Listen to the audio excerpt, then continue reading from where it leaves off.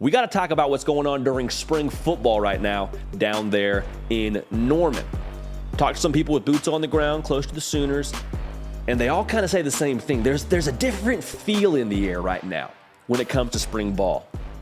Compared to last year, it was all kind of figuring it out. It's a new coaching staff. A lot of the roster's new. You're kind of getting to know each other as you get into practice and going through winter workouts and all that.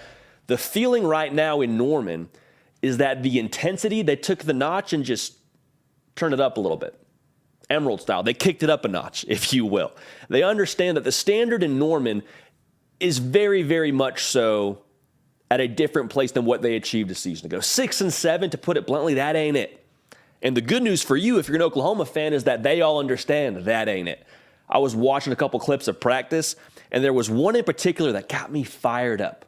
It was Billy Bowman and Drake Stoops. They're going through, I guess, was some sort of Oklahoma-esque drill where you got a couple blockers, you got a ball carrier trying to get through the bags. Anyway, Oklahoma was getting after it, high competition setting in spring football, and Billy Bowman and Drake Stoops got tangled up. Got a little bit chippy, a little skirmish, not a full-on brawl, not a full-on fight, but there was some shoving after the whistle. They were getting after each other. And I'll tell you what, if you don't have that in spring football, if you don't have the competitive juices flowing to where you're just wanting to get after each other, you got problems. And so that clip alone, I think, embodies very well the sentiment I'm trying to tell you. Oklahoma, the urgency there has been dialed up. That is a very good sign. And that's what you expected when Brent Venables came to play. I mean, heck, Brent Venables on game day, his own get-back guy, is probably getting biceps and triceps in for 4 quarters because he's trying to just wrangle him off the field. Coach, we can't go 10 yards on the field. I know we only get 11 players. You can't be the 12th guy on our defense right now. So, different feel in the air right now in Norman, Oklahoma. Really quickly, we got to do this. Make sure you're subscribed. It just helps us do more of what you want to see. Okay, so we appreciate that. Also, get at me on Twitter, get at me on Instagram, at JD Piquel. It just is a great way for us to interact and have this back and forth. So thank you in advance for that. Now, the quarterback room, it's got a lot of buzz around it as well. The intel I'm hearing is that Dillon Gabriel is looking really sharp. And he was sharp a season ago. I mean, 63% completion percentage, 25 touchdowns, 6 picks. Also added 6 touchdowns on the ground, over 3,100 yards passing. Like, he got in his bag a little bit last year. It sounds like this spring, though, him having yet another year under Jeff Lebby, who, again, remember, he was with him at UCF and is now going into another season under his tutelage at Oklahoma. That's a good sign. So if he's able to take another step, think how much better Oklahoma can be, because the offense really carried the torch last year for them.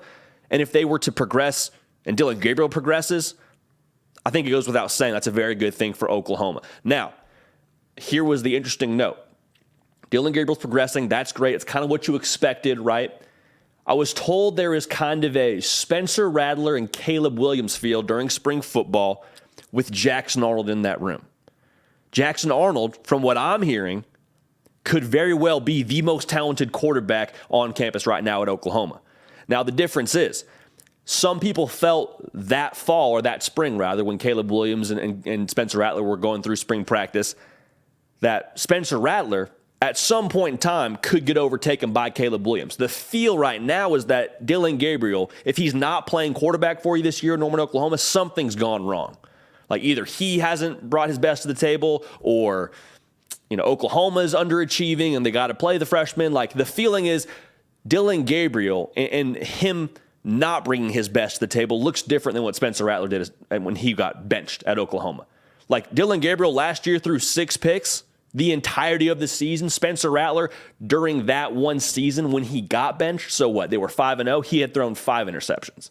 And they weren't succeeding because of Spencer Rattler. I think the team itself at Oklahoma is poised to take another step around Dillon Gabriel, which should propel them forward. So I'm not saying there's a quarterback battle going on. I think quarterback competition is at any healthy program across the country when you got 2 talented guys in that room. But I'm just saying, the return on Jackson Arnold early is very, very strong. So be encouraged by that. Dillon Gabriel is your guy this year. He should be, he needs to be, he will be your guy this year. Jackson Arnold is inevitably and undoubtedly the future at quarterback in Norman, Oklahoma. And the defense is probably what a lot of y'all are wondering about. hey, we brought in this head coach who was a DC for like forever at Clemson, and he did a ton of great things there, and then he comes in the first year, we get lit up for 30 points a game. What's up with that, man? What are we doing here? Well, the people I talked to said the personnel is much improved from what they had a season ago. Remember, they went to the portal. They improved the trenches, got themselves 4 defensive linemen. 5, I guess, if you count Deshaun McCullough, is going to be like that cheetah position for you, kind of that hybrid linebacker defensive end. We'll talk about him more in a second. I've always said this. There were 2 things that you believed last year.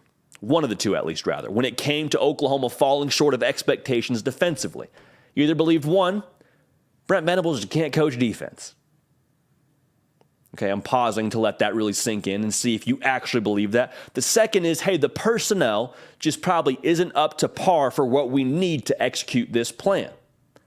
I happen to believe that the second is much more likely than the first. Okay, Brent Venables been doing this a long time. He's made his bed calling defenses. He's a Hogwarts grad when it comes to calling defense. Like, he's a wizard.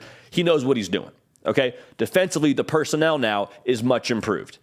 You got 2 freshmen that you probably already know about in Norman. You're going to get to know a lot more about here when the fall hits. PJ Adebawore is balling. Right around 235 pounds. He's still pretty lean. Charles Power, I've said this before, was much higher on him than the rest of the industry. Men lie, women lie. Charles Power don't lie, y'all. Okay, so surprise, surprise, Charles Power, right again on another recruit. PJ Adebawore, already on campus, already making waves, making plays. Expect to see him at some point this fall. To what capacity remains to be seen, but he's going to be a guy for you. Now, Peyton Bowen, another guy we've talked a lot about on this show. The sentiment between Bowen and Adebawore is that these 2 freshmen, the way it was described to me, is they're just playing on a different difficulty level than everybody else. Like, they're playing all Madden, everybody else is playing pro. That's great you're playing pro, but you got 2 studs, 2 freshmen that have been on campus for like a cup of coffee. They just found where their classes are, and they're already making waves. That speaks to the kind of recruiting that Brent Venables is able to have on the defensive side of the football. That speaks to the evaluation at Oklahoma, the branding at Oklahoma. Like, the fact they're recruiting guys like this so far, and it's only been 1 year at Oklahoma, that's a very, very good sign. Those cats are going to play. Deshaun McCullough is a guy I've told you a lot about. He's one of the top players in the transfer portal. He's kind of a defensive end linebacker from Indiana. He's playing that cheetah position, which, like I said, is a hybrid sort of. And if you're wondering what that essentially equates to, what an example of that would be, think Isaiah Simmons when he was at Clemson. Fast, long, covers a lot of space. He can rush the passer, can also drop back for you. And he just fits so perfectly with what Brent Venables wants to do defensively when it comes to a scheme standpoint, because he's so versatile. He's like a chess piece, like the equivalent offensively of having a big body tight end that can block and that can catch, a matchup problem. Same thing defensively is what Deshaun McCullough is for Oklahoma's defense. He can rush the passer. He can drop back. He can disguise as he's going to blitz and then drop back. Like, he brings so much to the table. He's so versatile, and he's a chess piece for this Brent Venables defense. He's in a position battle for that cheetah spot, but the feeling is that he ultimately could end up being the guy there. Now, the guy they're most excited about, someone we referenced at the top of this segment, Billy Bowman. Switching digits, was number 5 a season ago, going to be number 2 this season. Listen, he was all Big 12 honorable mention a season ago. He's the leader of that defense. He's poised for a big year. They love what he's doing in spring practice. They're expecting first team, all conference kind of play from him when they get rolling in the fall.